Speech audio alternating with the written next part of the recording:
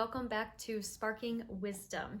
Today on Teacher Talk Tuesday, I thought I would tell you guys the story of how I got my first job.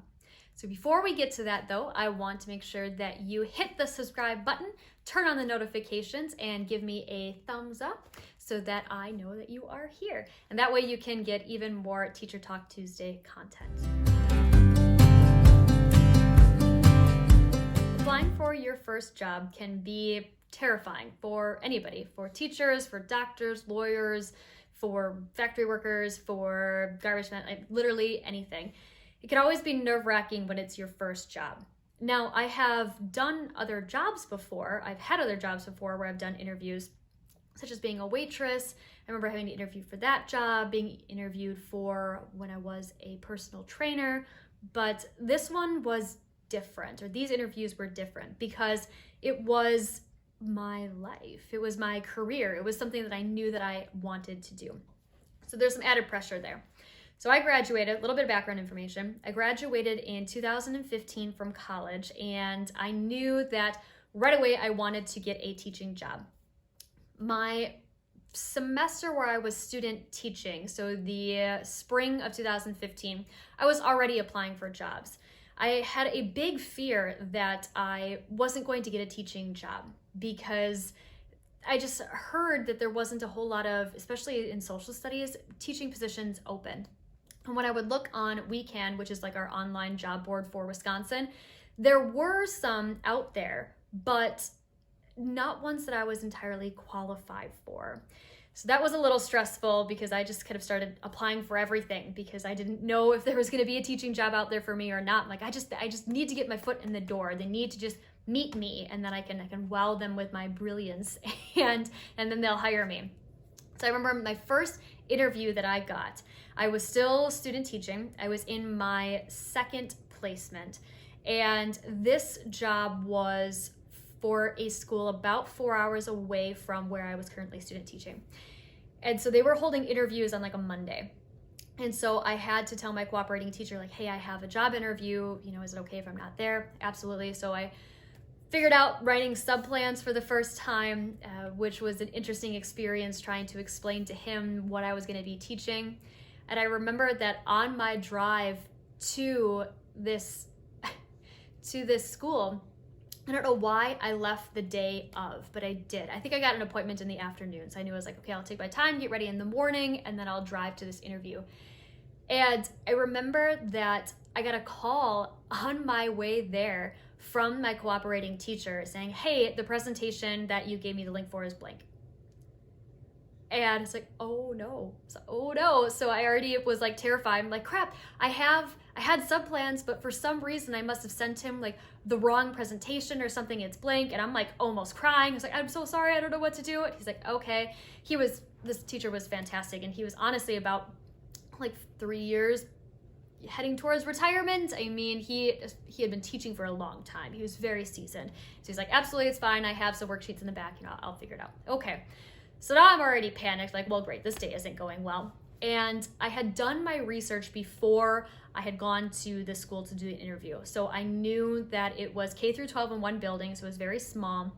And they always tell you to look up a lot of information. So I knew exactly who their principal and superintendent and all these people were. I knew the name of the mascots, and I knew their team colors, like all of this stuff. I'm like, I am ready, I am jacked. So I get there, and I'm like a half an hour early, so I'm just sitting in the parking lot like, I don't know, should I go in? Should I talk to them? I'm not sure. I don't know what to do. So eventually I go in, and I'm super nervous. This is the first time I've ever had a teaching interview before. And because they told me that I would need to bring this, I brought my teaching portfolio that I had made.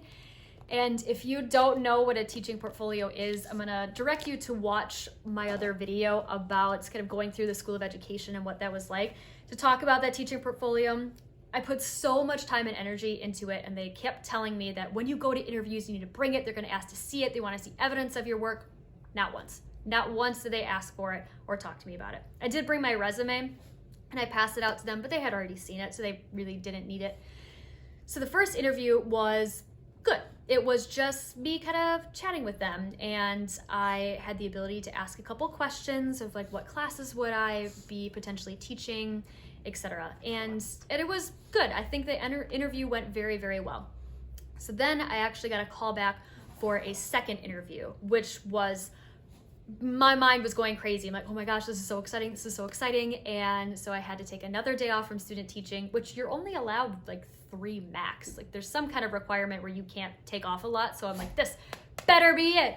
So I'm driving there, feeling more confident this time. I know these people. And then this interview was a little different. So this one, they were really wanting to know more about me. And I remember them asking me a lot of interesting questions, like, what book are you currently reading? Or, come here, come. My dog is bugging me. So this interview was different because they wanted to ask me a lot more specific questions. And I felt like they were just trying to get to know me to see if I would be a good fit there. But some of these questions were really weird. As far as like, there was no way that I could have prepared for them. It wasn't like, what is your education philosophy? Can you take us through a mock lesson or anything like that? It was like, what book are you currently reading? What is a life lesson that you have learned through experience? What is something that you wish you could go back and change about your childhood? Like, some of these where I really had no idea how to answer them. I mean, what was the last book I read? I don't know. I'm student teaching and I have 2 jobs at that point in time. I'm not reading squat. And so I had to just like pick a random book. I don't even remember what book I picked, but I remember just telling them briefly about it. I'm pretty sure it was a book I read like 4 years ago. I honestly don't know. And then a life experience. I think I talked when I went like ziplining in Costa Rica and how I wasn't really sure of the language and the language barrier, even though I had taken some years of Spanish, and that was kind of realization that, hey, in stressful situations, when people are speaking a different language, that can be overwhelming, and just taking that into perspective when you're dealing with other people who don't speak the same language as you. I pulled that one out of my butt. I had no way I could have prepared for that one. And so a lot of these questions were a little funky. And then I got the chance to ask them a couple more questions. And so when I had initially asked them what I would be teaching, they gave me a couple general courses, but this time they gave me like a schedule of what I would have. It was only at this time that I realized that I would be the only history teacher there for the high school. There was like one for like middle school, elementary school, and then me. So I was my own department. And I would have taught 5 different sections of history. So like 2 US, a world history, a psychology, and then something else. And then I would also be in charge of study hall. And when I heard that, I was like, okay, this would be interesting. And I'm like, I'm picturing student teaching right now where I'm teaching 3 different courses. And that already is like maxing me out. That, and then that like twice a week, I will have to watch over a study hall so I don't even get a prep. I'm a little nervous now. Like, well, I'm just gonna have to figure it out. I need a job, it'll be fine. And then they took me on a tour of the school. So they walked me around to be like, what would be my classroom? It's feeling very real to me, and I'm still very, very excited. I was like, oh, I got this. They told me I am one of 3 people, and really I'm in the top 2. It's between me and this other guy. Okay, that's fantastic.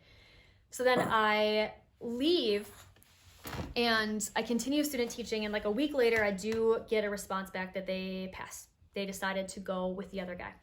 And I encourage anybody to do this, and I don't know what made me think of it, but I asked them like, what was the deciding factor? Like, why did they decide to go with this guy versus me? And they actually did tell me. They told me that, I was really good. I was neck and neck with this person. But one of the questions they had asked me was, would I be willing to coach? And I said, absolutely. I'd be willing to coach volleyball, track, or I could start a powerlifting program here. And they were like, well, what about golf? And I was like, I'll be honest, never golfed a day in my life. So they decided the tiebreaker was this guy could coach golf, and they needed a coach.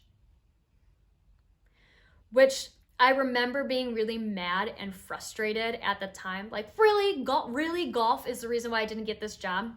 But the power of hindsight, looking back, that would have been I mean, who knows? Maybe I would have loved teaching in that school with those people. I don't know. But reflecting on what my first year teaching actually was, that would have been extremely hard to teach so many different classes and not have preps a couple times. It would have been very, very, very stressful. So I am happy and thankful that I did not get that job. The second interview I went on was actually the interview for the job I currently have now. And to give a little backstory on this, I had applied to 29 different jobs. And so far I had only gone on that one interview and callback, so I guess 2. So far only one school had contacted me. And I'm getting a little nervous because this is now like early July. And I'm thinking, oh no, I don't know what I'm gonna do. I'm gonna have to be a sub for a year and keep applying for jobs. Maybe I'm starting to apply for like long-term sub positions. I'm starting to apply for places that I'm a little nervous to work, or places that I know that I'm not really qualified for, like teaching AP classes. I know I'm not qualified to teach those yet. And I'm applying for everything. And I'm starting to get very nervous and very stressed. And I get an email from Marinette School saying that we would like to set up an interview with you. And I said, that's fantastic. They asked if I could come in. I think it was on like a Monday or Tuesday. I was like, I'm sorry, I can't, but I could do a Skype interview. And the reason why I couldn't is because during the month of July, I, for the last at that point in time, 10 years, had been part of a summer camp. And that year was particularly important because I was in training to become the director of the summer camp. So it wasn't really something where I could just leave. And this summer camp was at UW Stout, and this one, the job is all the way over on the other side of the state. And so I was like, there's really no way that I can go there. I don't know anybody there, so I have no place to stay. I don't really have money to get a hotel room. Can we do this virtually? Absolutely. So I remember that I'm in my Steps was the name of the summer camp. My Steps camp polo. And our interview was, I think, sometime in the morning, and I had some janitor open up a random conference room for me. Okay, I got my computer all out. I remember I did my research on the school. I looked things up. It was actually kind of handy having a Skype interview because I had Post-it notes of information about the school, but also what is RTI? What is PBIS? What is this? What is this? Different buzzwords that I want to throw into this interview. And I felt good. I felt prepared. And the thing is that I'm sitting at this big conference table, and there's a bunch of windows in front of me, which in hindsight, I probably should have had my back in a different location, because as my fellow staff members are walking by, they're like, good luck, get out of here. So anyways, we get on to the Skype call, and I am looking at the superintendent at the time, talking with him. He's saying welcome and tell me a little about yourself, and I'm letting him know. And then he's like, okay, well, after the pleasantries, he's like, I want to introduce you to the rest of the people that are here. And as he turns the computer, his screen goes black. I can't see anybody or anything. I can still hear them, and they can still hear me, it sounds like, but for some reason, there's no visual anymore. And so I'm being introduced to these people, no idea who they are. They're like, okay, this is the department head, and she's like, hey, how's it going? Nice to meet you. And I was like, oh yeah, nice to meet you too. To a blank screen. No idea what any of these people look like. I don't know if that made me more or less stressed, because it was kind of like doing one of these videos where I'm talking to a screen, and hopefully it's working out. So this interview went great. It went fantastic. I was able to answer all of their questions. I liked the people. The way they did the interview is different people in the room would ask questions, and so I was kind of feeding questions from everybody and responding. I didn't feel like there was any questions that really tripped me up. I was like, this feels good, this feels right, this feels great. But I wasn't trying to get too excited about it, because you never know what's gonna happen. We wrap up the interview, and the principal was like, okay, very nice to meet you. We have a few more interviews to go through. You'll hear from us by early next week. Okay, and so I'm kind of stressed, oh my gosh, it's gonna take so long for me to hear back from them. I'm super nervous. And what I know now is apparently, like, as soon as I got done with the interview, they kind of looked around and they're like, we like her. And so then it was only like a few hours later that I got a call from the principal and they offered me the job. And I remember just like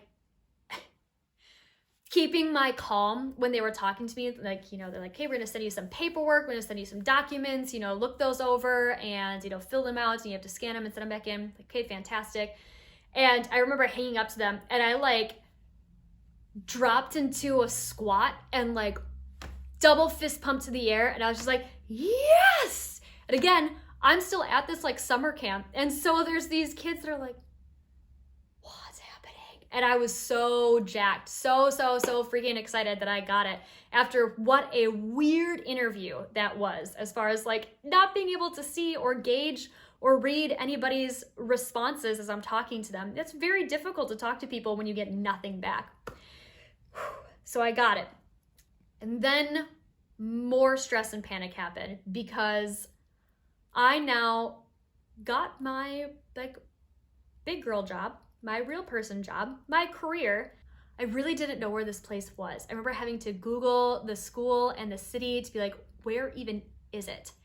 Because I had never really been to this side of Wisconsin before, this area of Wisconsin. And so then I got really nervous because like I have to find a place to live.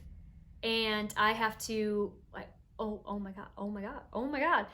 And I remember calling my parents and being kind of in a panic, like, so the summer camp that I was in goes into the first week of August.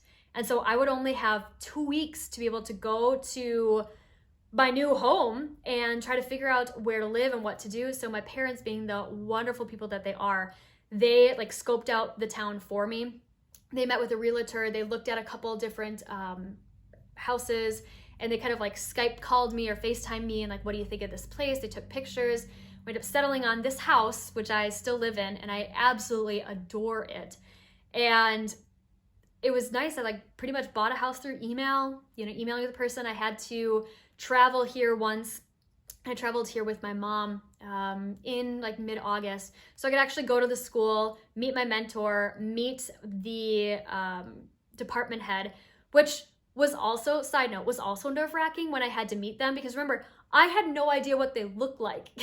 They were in the interview, but I'd never seen them before. So it was very nerve-wracking to just like walk in and just be like, I'm gonna wait till somebody comes up to me.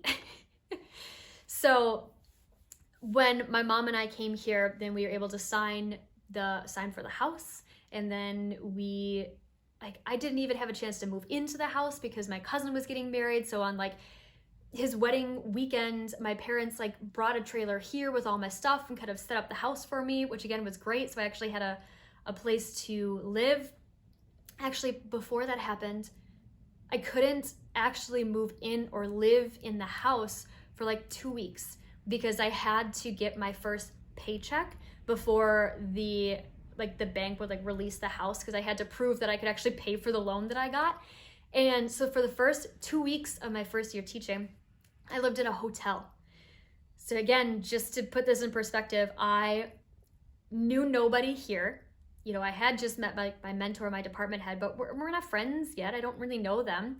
I'm 4 hours away from all friends and family. I'm living in a hotel. I'm starting to coach middle school volleyball and about to start my first year teaching. Like, I'm learning the content as I'm about to teach it to the kids and figuring out lessons and things like that. So for the first 2 weeks, I'm still amazed that I did that I lived out of a hotel. But I did. And then, like I said, my parents kind of set up the whole house one weekend when I was gone, and I was able to just kind of come in here and live. And then that was also a weird process. It was, in reflection, it was amazing because I went from being a college kid to all of a sudden adult. Like, all of a sudden I had a house, I had a job, I had the car, had my dog, lived by myself in a new city. It was just so much change, which was quite interesting. So that's how I got my first job.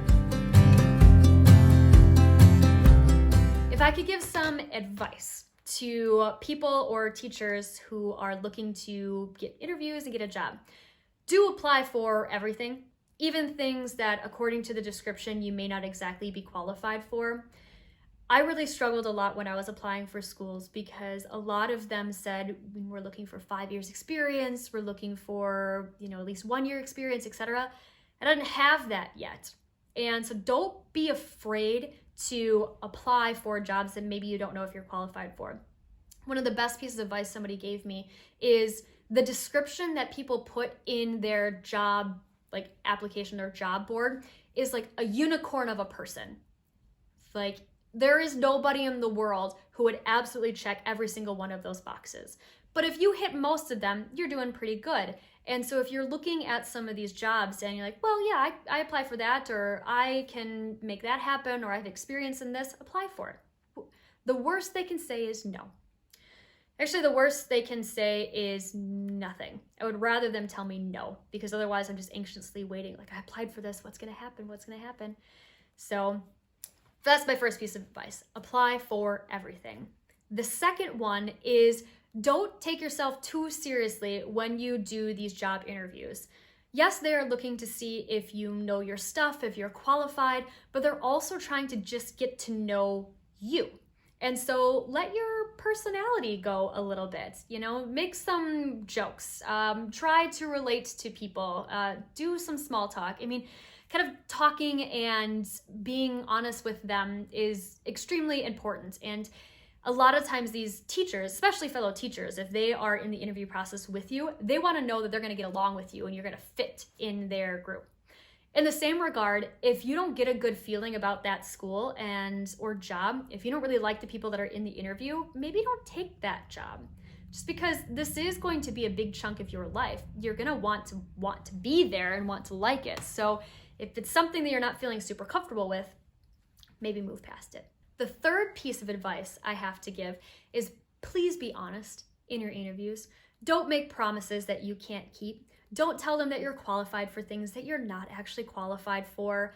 That is going to be a big issue. For example, if I would have told that first school that I was great at golf, and then all of a sudden I had to be the coach of a golf team, that would have been really, really bad, because at that point in time, I'd only mini golfed before. Like, I'd never been golfing before. And so being honest with them is important. And I feel like it helps develop some of that rapport as well. If you are honest with them, like, hey, I'm sorry, I don't really have experience in RTI, or I don't really have experience in PBIS. I know what it is, but the schools I've student taught at didn't apply those policies. That's good for them to know. They're honest, and if you are being honest with them, they're going to trust your other answers even more. So it's very important to be honest.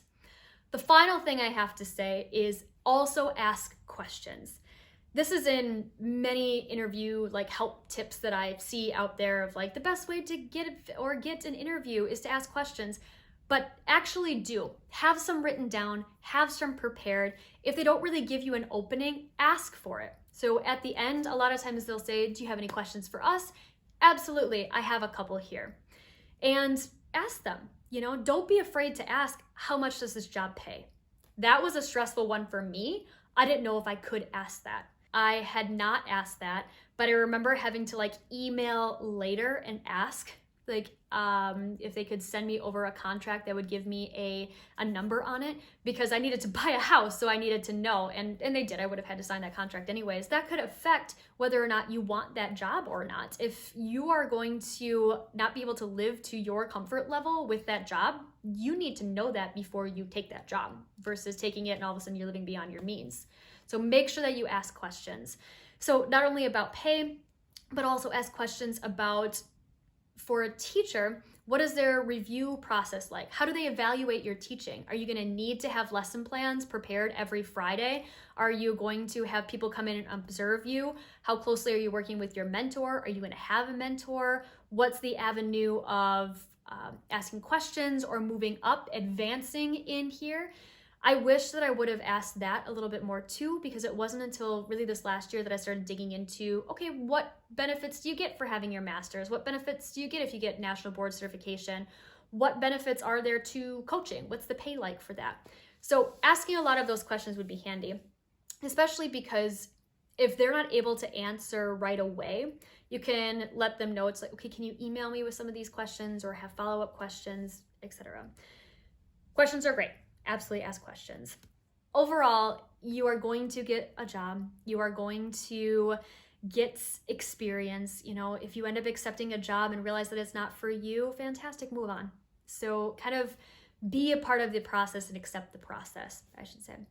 So finally accept the process.